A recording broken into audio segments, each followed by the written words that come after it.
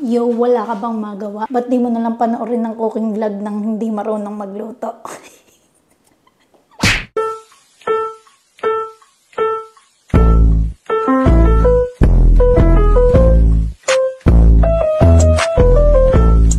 Hi guys! Welcome back to my YouTube channel. At kung bago ka nga sa video na to, magbago ka na rin. Diba? Ano ba gagawin mo sa buhay mo? Tangina. Kaya ako. Sa 54 followers ko na nagtatanong kung bakit hindi ako nakakapag-upload lately ng vlog. Ito na yon. Nagluluto ako. Ganyan yung mga pinaggagawa ko. Hindi ko din alam paano ko naisipang magluto. Siguro dahil hinahanap ko yung sarili ko. So, ang gagawin natin ngayon, burger patty. Kuha ka muna mixing bowl. Pagkakuha mo mixing bowl, taka sa palengke, bili ka na ground beef. Lagay mo lang daw dito. Base ito sa mga napanood ko ha. Tapos lagyan mo ng pepper. Pagkalagay mo ng pepper, suyuin mo na siya para magkaayos na kayo. Lagyan natin ng salt. Paano ba to? So, sa mga magtatanong dyan kung bakit ganito lang kakonti yung gagawin kong burger, dalawa lang naman kasi kaming kakain. Nakikita nyo ba na maayos? Tama ba? Nakikita nyo ba? May sibuyas ba to? Kuha ka nitong garlic powder. Kaso wala kaming garlic powder, kaya garlic parmesan na lang. May na nga nakikita din naman akong nilalagyan nila ng cheese. Kaya pwede na siguro to. Putang ina, hirap. Hirap naman pala. Ang hirap pala mag-cooking vlog, bro. So, kuha ka sibuyas. Tanungin mo yung sarili mo kung kaya mo pa ba yung ginagawa mo. Hiwa-hiwain ng maliliit yung sibuyas. Yan, ito yung pinaggagawa ko buong araw. Yun, nagluluto ako ng chop suey, cream dory. Dati hot silog lang kaya ko lutuin, tsaka sinangag. Ang dami ko ng vlog na hindi nagawa. Trip ako sa Korea, nag-trip ako sa Japan. Tapos lagay mo lang dito yung sibuyas, men. Guys, hindi talaga ako marunong magluto. Lahat to napapanood ko lang sa YouTube at sa TikTok. O, pagkatapos nito, halukayin mo lang daw yan. Ayokong hawakan. Wait lang, kukuha ko kutsara. Nakikita nyo ba? Hindi ko alam kung nakikita nyo eh. Nasabi ko na may nakalimutan ako eh. Egg yolk. Alam ko hindi isang buong egg yun eh. Yeah. Dito na lang natin lagay yung white. Nakakapagod! Ay, putik. O yan, pwede na siguro to. Tapos, ewan ko kung saan pwede ihalo yung puti na yan. Ano ba pwedeng gawin dyan? Comment naman kayo dyan. Tapos, halo nyo lang dito, men. Pak. Ganda. Ay! Tapos, haluin nyo lang. Tama ba yung ginagawa? Ba't ganun? Parang di nabubuo. Halo ko na kaya yung buong itlog. Sayang naman, halo ko na. Tama ba to? O, pagkatapos niyan, ano gagawin ko? Nabibilugin. Hatiin ko muna sa dalawa. Tama na ba to? Kinakamay naman siguro to pagka binibilot, no? Parang maraming itlog. Guys, parang hindi mabubuo. Nilamuta ko na. Parang mas gumanda yung texture niya na nilamuta. Parang mas naging ano siya, parang halo-halo. Hirap pala magluto. Tapos, ganun mo na. Bomba. Laki! Pok. Dali, maghuhugas muna akong kamay. Putik na yan. Hirap pala nito. Parang hindi na buo yung isa. And lagi talagang namamblema sa akin yung mami ko. Sabi niya, baka mamaya, ano papakain mo sa jowa mo? Hotdog.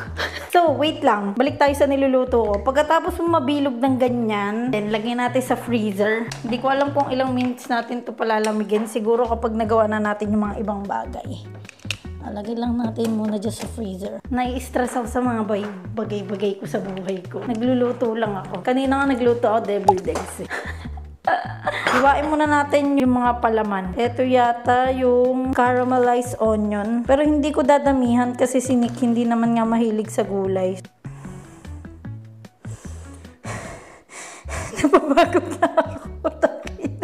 Tapos paghiwalay-hiwalayin lang natin silang ganyan. Sa mga recipe sa TikTok tsaka sa YouTube ay ganyan. Kinakaramelize lang nila to. Hindi ko alam paano nila to kinakaramelize. Isi-search ko ulit. Wait lang. Ayan, naganyan mo na. Pag naganyan mo na, huwag mo na rin yung kamatis. Man sila kasali sa buhay mo. Uy, putik. Ang ganda ko. Dala dito nyo. Hindi nyo ba nakikita? Nakikita nyo kasi yung kadugyutang ko eh. Uy, grabe. Ba't may katas? Gusto ko hindi nawawala yung katas. Ito yung masarap eh. Wala na, hindi na pantay. Hindi na pantay. Nai-stress na ako. Ayan. So, pagka nagawa mo na yan, tanong mo na sa sarili mo kung itutuloy mo pa yung ginagawa mo kasi hindi maganda eh. Tapos, punta na tayo sa ating cooking stationing. Gawa muna tayong bun. Actually, bumili kami ng bun. Ito yung binili namin kanina sa tindahan. Ito naman yung kay mamong. Parang mas okay itong maliit. Hindi, malaki na. Parang may marka na to ng hiwa eh.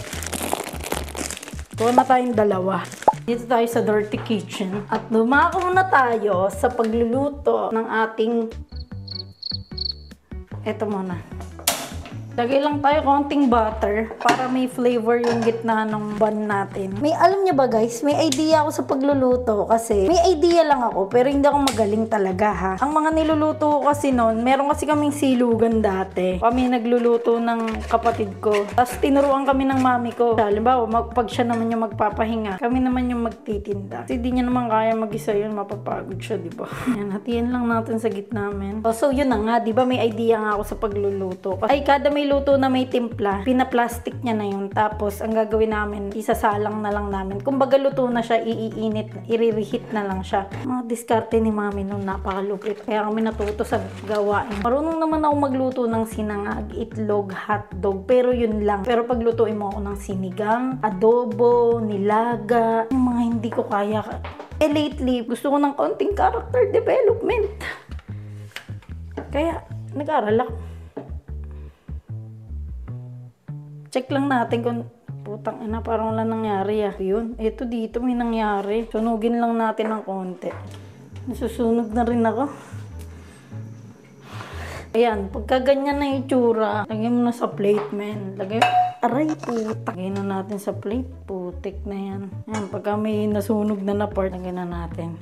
Okay, perfect. Tapos, salang naman natin ang ating onion oil.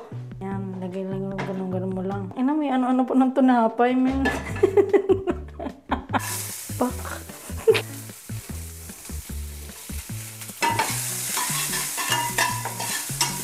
Ano ang ilalagay dito para mag-caramelize? Caramelize onion. Salt. Ay, shit, nasunog. Salt. Ay, pepper pala to. Ba't ganun? Nung may bawang ko, kaya ko yung caramelized onion eh. Nagawa ko na dati.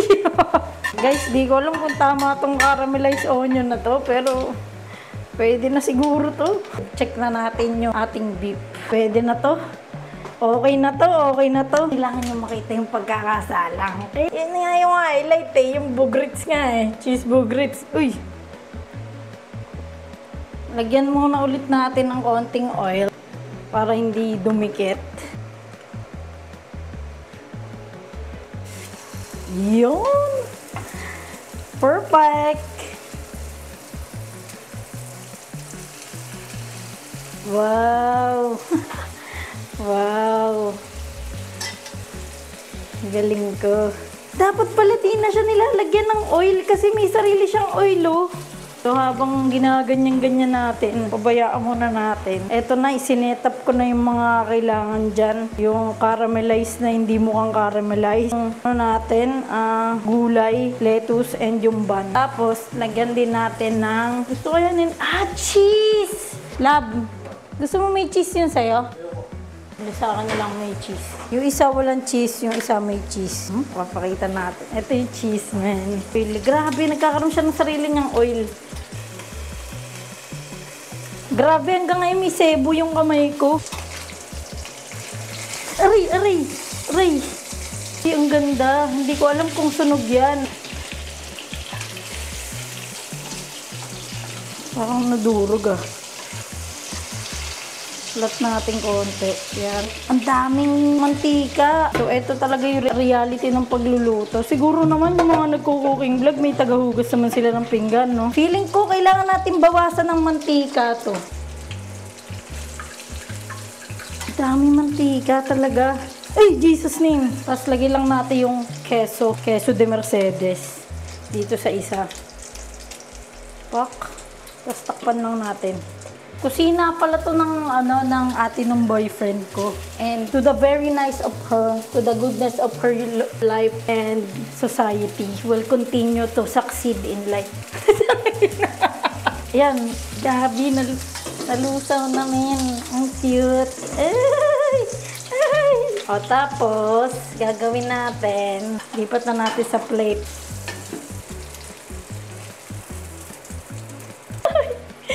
Jesus.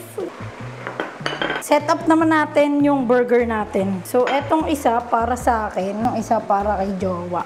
Base ng burger. Base ng burger. Your mayonnaise. Padikitin lang natin yung unang gulay.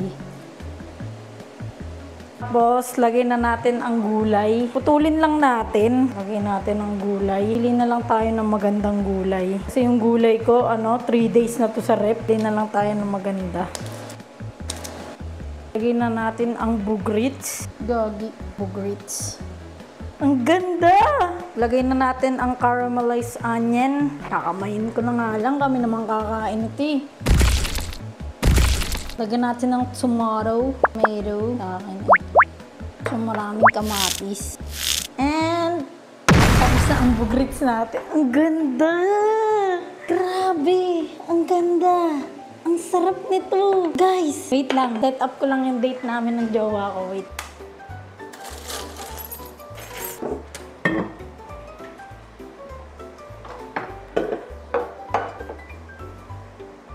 Oh, love, suot kang mic, oh.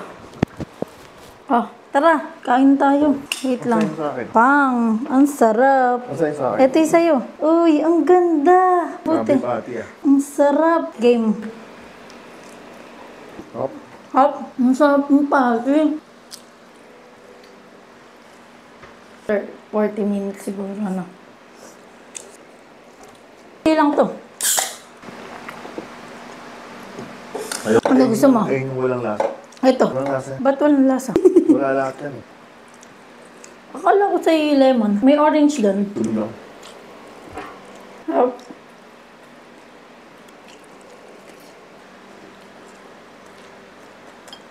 Pagod ako. Pagod ako. Apo ng niluto mo eh. Grabe. 40 minutes ko niluto. Parang 5 minutes lang natin kinain. Okay lang yan. Gusto na. Yabang may sinabi na sa video. Lalo pa yung Burger King eh. Baliw.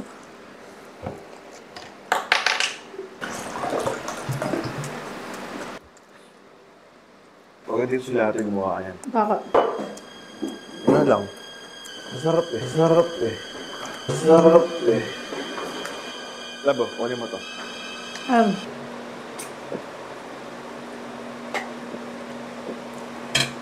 Napagod ako, putang. Ulitin ko pa kaya yun? Abangan nyo na lang, guys. Bye-bye.